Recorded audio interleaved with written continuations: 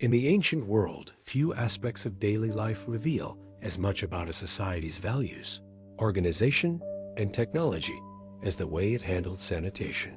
And in the case of Rome, public latrines provide one of the clearest windows into the complexity of Roman urban life. When one imagines the Roman Forum or the great theaters and baths, thoughts usually go to politics, gladiators, or philosophy. But running beneath that grandeur was a highly structured approach to the most basic human necessity. Roman public toilets, often large communal spaces constructed of stone or marble, were not conceived as places of privacy, but rather as shared civic facilities where dozens of individuals might sit side by side. These rooms could be surprisingly ornate: decorated floors, carved seating, flowing water channels beneath the benches, and sometimes frescoed walls reflecting the Roman belief that sanitation was not merely functional, but part of the larger civic identity of the city. A visitor entering one of these facilities would find a long row of stone seats with keyhole-shaped openings, each placed directly beside the next without dividers. Beneath ran a continuous stream of water designed to carry away waste into the broader sewer system, most famously connected to Rome's Cloaca Maxima. The absence of partitions strikes the modern observer as astonishing, yet in the Roman worldview, it was natural. The latrine was not a space for solitude, but an extension of the social sphere, akin to the baths or marketplaces, where conversation flowed freely, even as biological needs were met. Archaeological evidence from Ostia, Herculaneum, and Pompeii confirms this communal arrangement, with some latrines seating 20 or more individuals simultaneously. The infrastructure supporting these spaces demonstrates remarkable engineering. Fresh water was directed through aqueducts into the city and then channeled to provide constant rinsing in both the seating trench and a smaller gutter in front of the benches. This front channel held water for cleansing instruments, most notably the tersorium, a sponge affixed to a stick, which served in place of personal paper or cloth. The tersorium was rinsed communally and reused, an idea that may appear unhygienic today, but functioned within Roman norms of practicality and frugality. A combination of constant water flow, sewage outlets, and standardized construction indicates that Rome considered waste management an integral part of urban planning. Yet, despite the technical sophistication, the sensory environment of these latrines was challenging. Odors, insects, and occasional backflow from the sewers were common. Ancient authors even record fears of malevolent spirits or sudden flames erupting from methane accumulations in the channels, and some individuals carried amulets or invoked protective deities before entering. These details remind us that for all Rome's ingenuity, sanitary conditions were still precarious compared to modern standards. Nevertheless, the communal aspect provided a unique dimension. Sitting together in rows, Romans of various classes could engage in discussion, exchange news, or simply pass the time, transforming what in most cultures is a solitary act into a minor civic gathering. The very normalization of this practice highlights Roman attitudes toward the body and public life. The individual was less shielded from exposure, and modesty was understood differently than today. Where modern societies emphasize privacy and hygiene, Romans emphasized functionality, shared infrastructure, and the integration of all aspects of life into the civic whole. The fact that latrines were often built adjacent to or even within public baths underscores this integration, as both spaces involved water management, cleansing, and social interaction. For historians and archaeologists, these remains are invaluable because they document not only technical solutions, but also cultural values. Inscriptions and graffiti found in latrine contexts show that people did not merely use these facilities in silence, but interacted with them as a social and even expressive environment.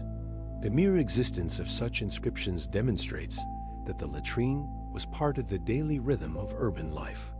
Furthermore, the distribution of public toilets across cities reflects municipal priorities. Larger urban centers contained multiple communal latrines located near forums, theaters, and major roads, ensuring accessibility for residents and travelers.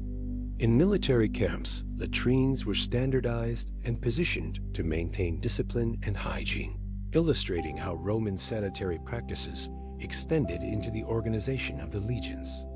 Even private houses in wealthier districts sometimes contained smaller latrine rooms connected to local drainage, showing that the technology filtered down from monumental to domestic contexts. All of these elements combined to form a picture of a society that approached sanitation not as a hidden necessity, but as a structured, then open aspect of communal existence. Roman public toilets, though at first shocking to modern sensibilities, embody the Roman synthesis of engineering, practicality, and civic identity. They stand as enduring evidence that the mundane act of relieving oneself could be embedded within the very architecture of urban life, reinforcing the collective over the private, and revealing how Rome sought to order not only its politics and armies, but also the most basic rhythms of human biology. While the physical structure and communal nature of Roman toilets reveal much about attitudes toward privacy and engineering, an equally significant aspect lies in the political and economic dimensions that surrounded these facilities. Far from being neutral spaces, latrines were integrated into the fiscal, administrative, and symbolic systems of the empire, serving as points where questions of taxation, resource management, and civic identity intersected. One of the most famous episodes demonstrating this connection is the introduction of the urine tax under the Emperor Vespasian in the 1st century CE. Urine, collected from public latrines and other sources, was not merely considered waste, but a valuable commodity. Its chemical properties made it useful in tanning leather, in laundering textiles where it acted as a cleansing and whitening agent, and in various industrial processes. Recognizing this, Vespasian imposed a levy on those who purchased or collected urine, transforming what might seem an unpleasant byproduct into a source of imperial revenue. When his son Titus questioned the propriety of such a tax, Vespasian reportedly held a coin to his nose and remarked that money does not smell, a phrase that has endured for 2 millennia as a succinct expression of fiscal pragmatism. This anecdote illustrates how sanitation and finance were interwoven in Roman governance. The maintenance of latrines themselves also required economic planning. Construction demanded stone, marble, hydraulic connections, and skilled labor. Regular cleaning, water supply, and sewage flow had to be ensured, and in many cases, local magistrates or wealthy patrons sponsored the building and upkeep of communal toilets as acts of civic generosity or political self-promotion. Inscriptions sometimes record such dedications, reminding citizens of the benefactors who provided these essential services. In this way, latrines functioned as markers of status and beneficence, no less than temples or theaters.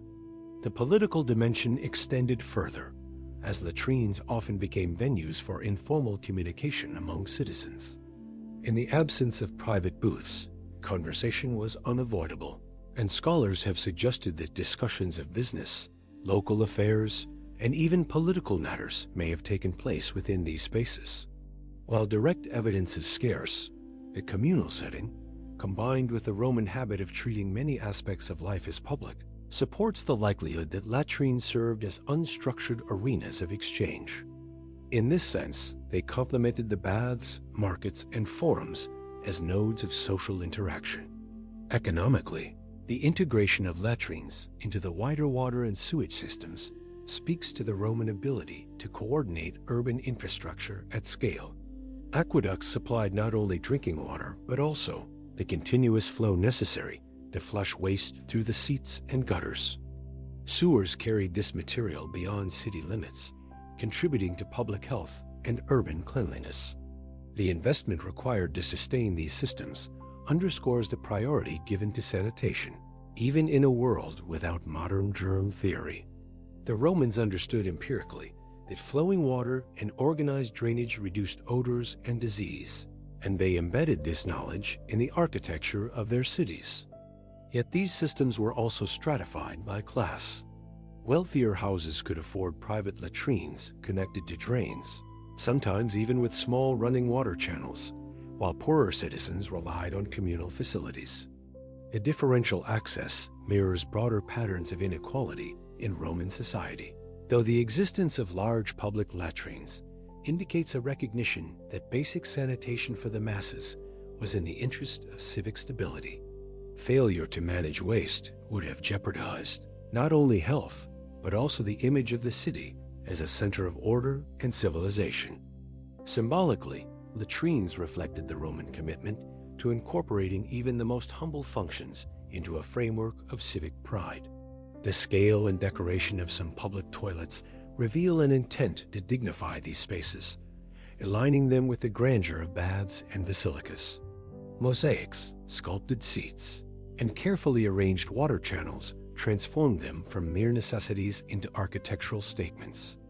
That visitors from other cultures might have found such openness shocking did not concern the Romans. On the contrary, the very publicness of the facilities affirmed a distinctly Roman understanding of community, in which the boundaries between private and public were drawn differently. Within military contexts, the organization of latrines carried particular significance. In legionary camps, communal toilets were constructed with precision, often aligned with drainage ditches and located in standardized areas of the fort.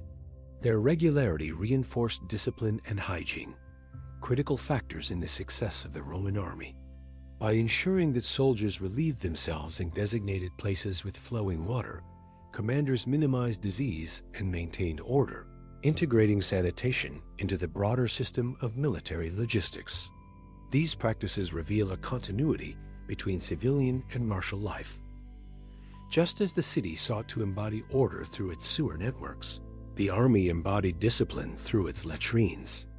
The presence of graffiti and inscriptions in some latrine contexts adds another dimension to their cultural meaning.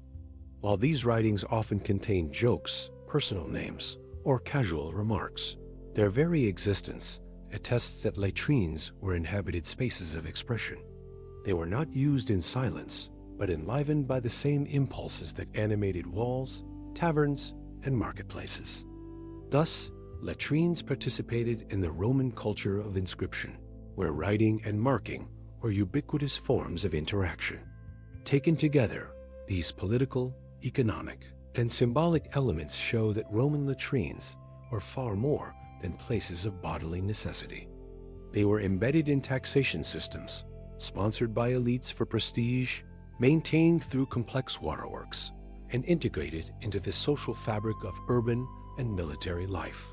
They embodied the Roman capacity to treat even the most mundane aspects of existence as part of the ordered civic whole, reinforcing the idea that Rome's greatness lay not only in its monuments and armies, but also in its ability to structure the everyday rhythms of its citizens.